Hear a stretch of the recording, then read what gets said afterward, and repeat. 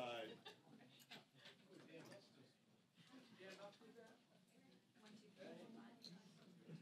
Yep, Mike's good?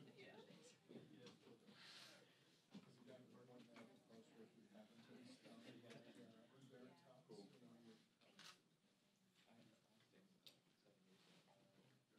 Oh, yeah.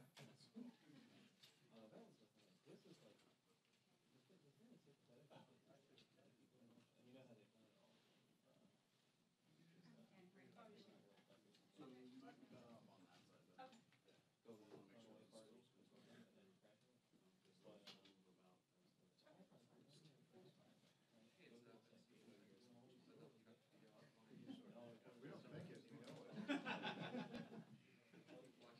Hey, Kayla, give me another 5 count. All right, there we go. There we go. There we go. Good. All right. So, yeah, you can leave it on.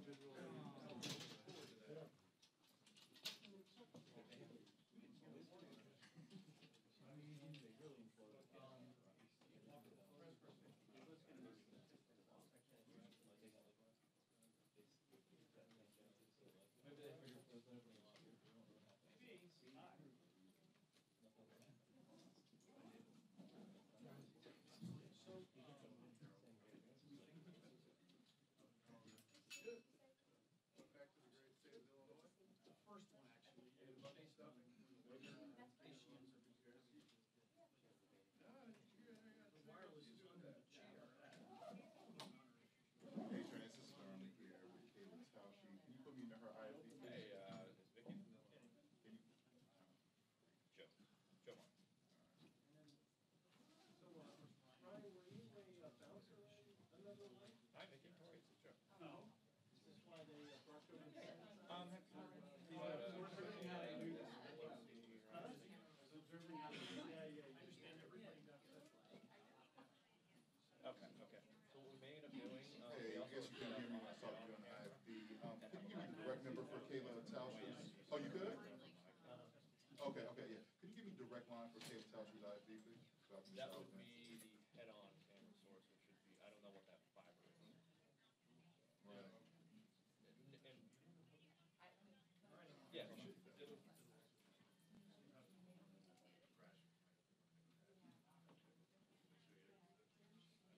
You want my camera? Okay. It's just gonna be really tight because there's other people doing it. So just so you know. Okay. All right. Bye. Okay, cool. Dialing in. Yeah. All right, connect. All right, thank you. All right, bye-bye.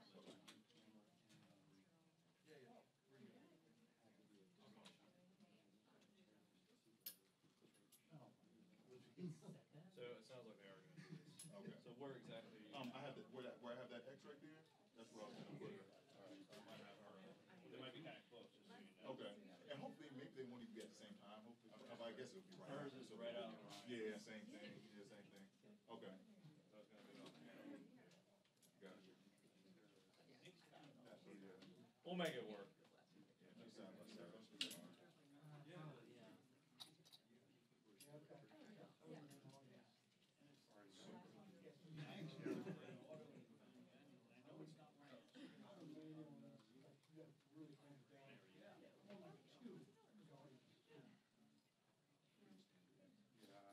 Somebody told me that, big room.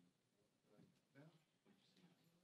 Just thought it would be better. Well, the church we got married this year. The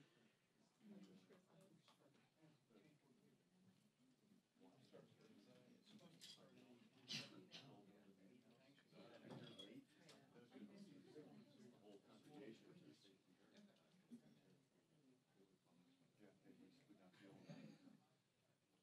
So these faces, they act their heads, and they wouldn't know what to do.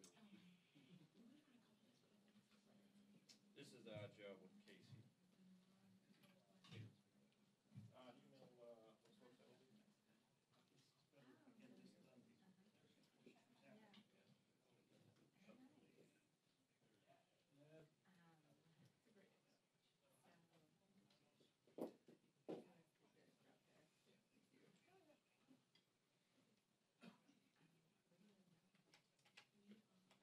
Hello, David.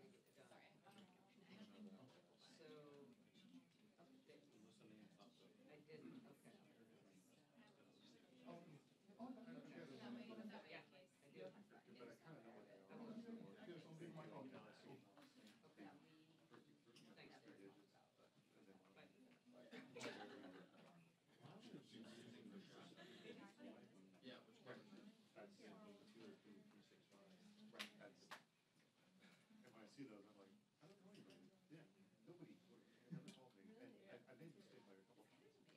I was in the car driving. I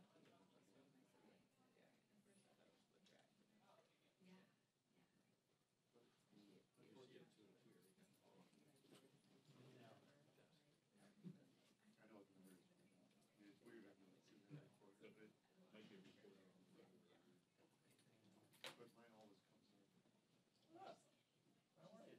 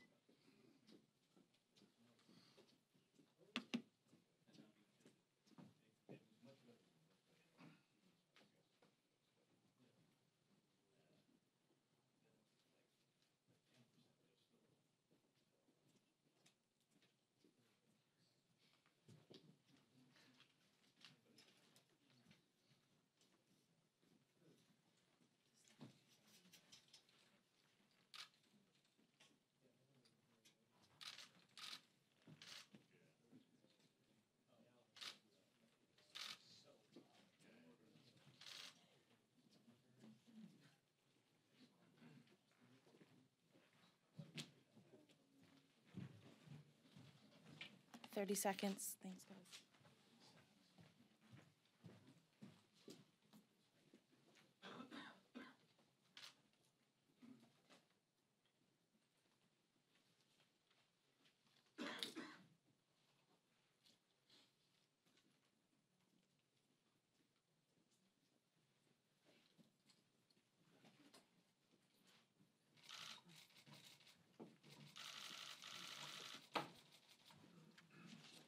Good morning. Here it is, the GOP tax scam, briefly. As you know, today in the Senate, the Republicans are racing forward with a tax scam with catastrophic consequences for America's working families.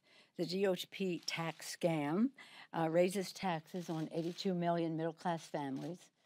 The SALT eliminates the state and local tax deduction and blows a hole in the state and local budgets across America. It will unravel the ACA, its sneaky ACA repeal, 13 million more uninsured Americans, exploding the ranks of the uninsured. And with all of that, increases the national debt by over $2 trillion. They're 1.5 plus interest. It's almost criminal. It's a lethal attack on the middle class, on Americans' jobs, good health and education, on the children and seniors. Republicans will force our children to pay this debt. They are robbing from the future. All of this is to hand staggering tax breaks to the wealthiest 1% and corporations shipping jobs overseas. 62% of the tax breaks in this Senate bill go to the top 1%. That's what they're up to today. After an entire year squandered on Republican special interest giveaways, Congress faces a huge urgent list of overdue priorities for the American people.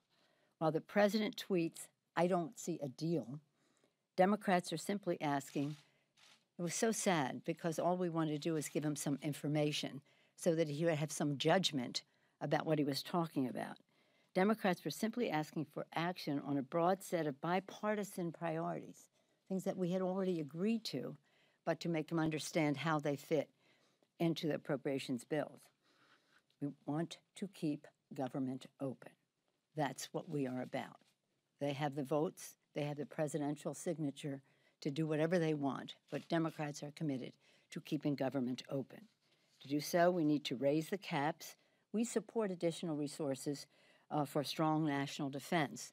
But it's really important to note that we need to increase the domestic budget if we're going to be strong, because the domestic budget, the non-defense discretionary budget, just for those of you who are right about appropriations, I'm an appropriator, so we go to that place.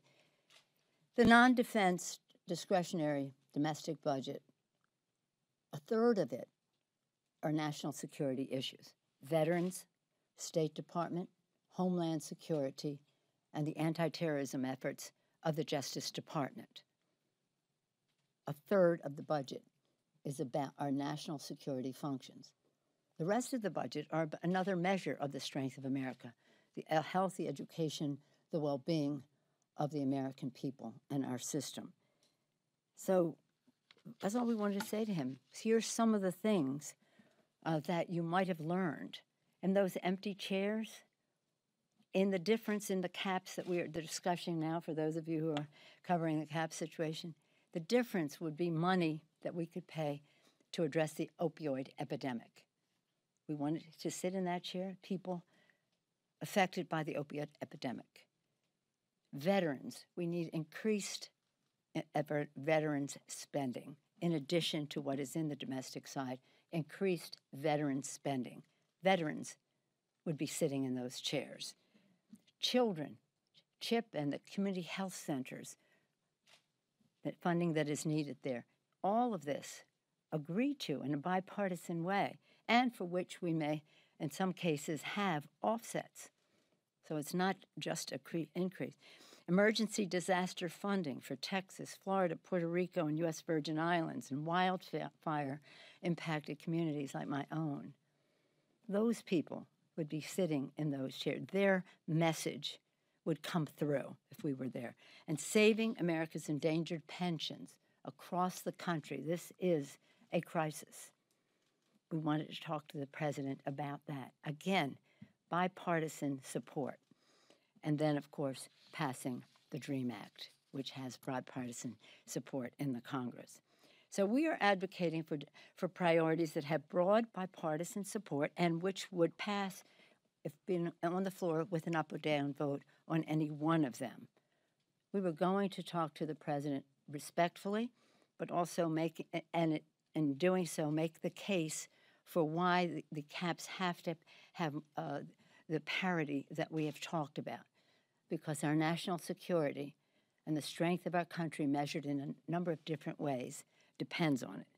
He didn't want to even hear about it, because sometimes when you have knowledge, you have to make a judgment, and you can't make judgment. How can your judgment be respected if you don't even know what you're talking about? So in any case, we will continue to make our case. Instead of pushing our nation into a needless crisis, Republicans should join us to meet the needs of the American people and keep government open. We've always wanted to be working together, respecting the role the president plays in this and our systems of checks and balances. Whether we disagree with him on an issue, we recognize we all have a role in the system of checks and balances. This tax scam will so seriously, and we said to them, let's go to the table and let's do this in a bipartisan way, which then would have sustainability, which will send a message that this is something the country is committed to, instead of this ripoff, this plundering, this pillaging of the middle class that the Republicans are doing. Their trickle-down economics has always been in their DNA. It has never created jobs. It has always increased the deficit, and it's simply not true that it pays for itself. So with that, I take any questions you may have, but this is a fight we will engage in. They seem to think they have the votes today. Perhaps they do, and that will go to conference, and that's really the fight in the House and the Senate on the bill. I repeat, they're saying this is a middle-income tax cut. 82 million middle-class families will have an increase in their taxes. So it's a stunning thing. Yes, sir. So it seems like with the blow-up earlier in the week that the window is closing or is closed to get this big omnibus done by Christmas. But there are some other things you could do. First, can you characterize or give a flavor of how things are looking since the blow-up in your conversations with Republicans? Are you optimistic? And second, will you vote to keep the government open even if you do not have a Dreamers deal in hand by Christmas? The Republicans have the majority in the House and the Senate and the White House. The responsibility to keep government open is theirs in the majority. And it's up to them to keep government open. I'm not saying what I'm going to vote on any bill until I see it, because they keep changing. I'll just give you an example on intelligence. Everybody thought we were on a good path in judiciary and in Intel on 702, and then they dropped their poison pills in. So when we see it, we'll see how we will vote. Yes, ma'am. Have there been any conversations with the White House about spending outside of public view, outside of the meeting that took place earlier? Well, the ongoing conversation on the Appropriations Committee, again, I come back to where I was forged here on the Appropriations Committee. The Appropriations Committee has been, in a bipartisan way, moving forward, even House, Senate, bicameral, bipartisan, I think with some involvement of the White House as we go down the path.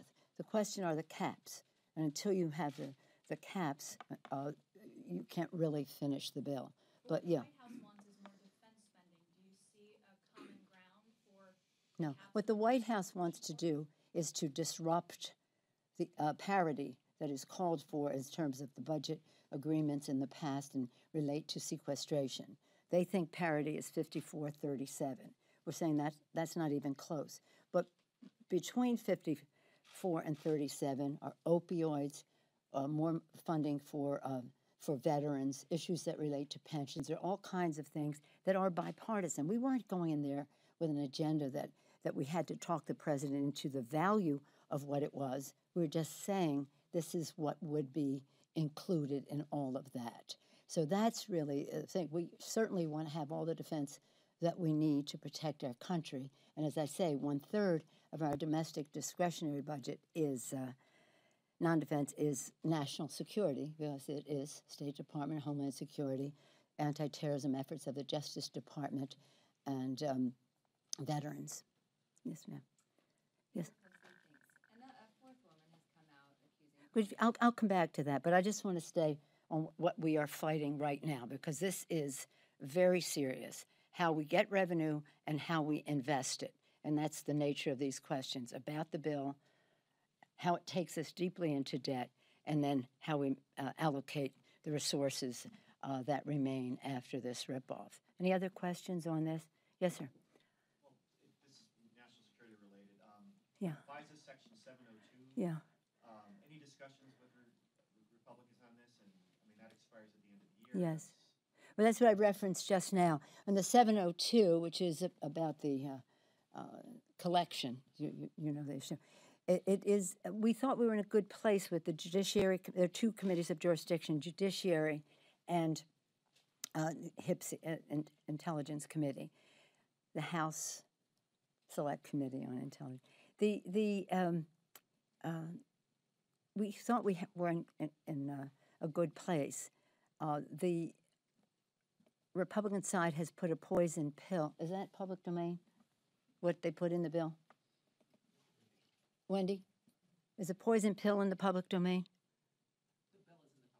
Yeah. So they put in something that is just unacceptable to us. And really, our ranking member had thought we were on a good path until they put something in at the end that related to it. What is it? It's about unmasking. It's not anything that we can accept, but somehow or other the chairman decided at the end that he was going to put that into, I don't know for what purpose, because this is a very big issue and a lot of equities to be weighed and balanced when you're talking about surveillance, and we, I think, came to a good place that respected privacy but enabled us to collect what we needed to collect and then put the poison pill in. So that's where it is now. But thank you for asking about that.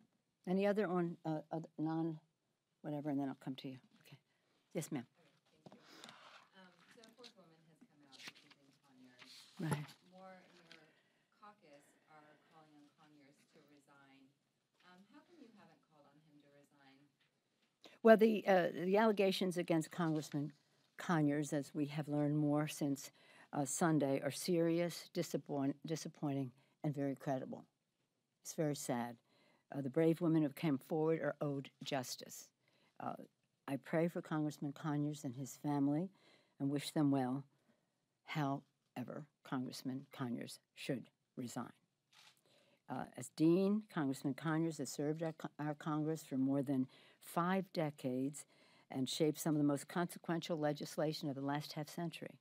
However, zero tolerance means consequences for everyone. No matter how great the legacy, it's no license to harass or discriminate. In fact, it makes it even more disappointing. Yesterday, the House took a first step, mandating sexual harassment and discrimination training.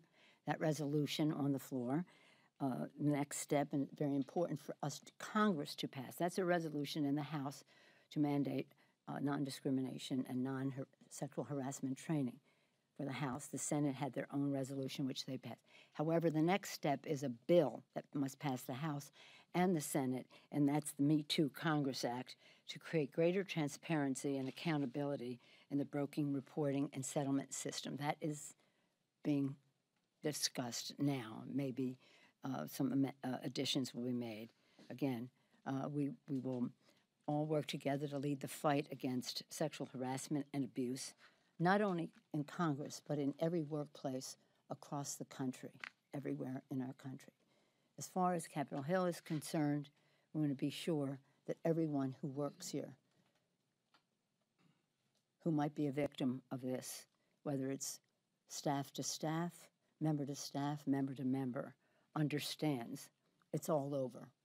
There's a new day, and the courage of the women coming forward is something that is making a big difference, but also the attitude in the country, which I think some of it springs from the election of Donald Trump as president. That's all I'm going to say on the subject. You did just call for Conyers to resign. I said he should resign. Have you relayed that to him? I'm saying it to you right now. Thank you. Any other question? Yes, sir. Oh, I'm sorry. You mentioned the Me Too legislation that Yeah. you are advocating for. Do you support that retroactively, meaning settlements that have already been reached would be publicized? What we're doing now is we've met with the House Administration Committee, some of our members who are Democrats there, some of the members who have served on the Ethics Committee, which I have for 7 years, and some of our members who have introduced legislation, Eleanor Holmes Norton and Brenda Lawrence, certainly Jackie Spear, our champion on this subject. Now we'll hear from some legal experts on the subject as to what we can do, and then we'll broaden the universe of input that we have, and then we'll see what that legislation looks like. But we're going to do as much as we possibly can for transparency, to your question, and also for how victims are compensated. But well, we'll see. We'll see what the law will allow, and it may be that we have to add something to the bill to do that. But and there's a whole question as to whether we can just say we free you of your whatever obligation that you have. As I have said, though, Congress can pass a law to give immunity to people if they feel that they can't speak. So again, we want to unconstrain the victims from coming forth. Thank you all very much. Thank you.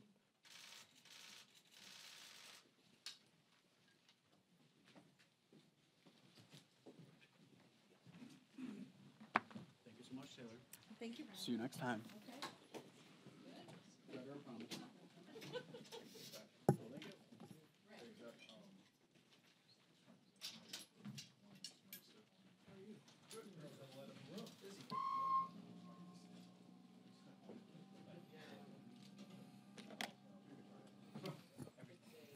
Oh, well, it's a tax scam.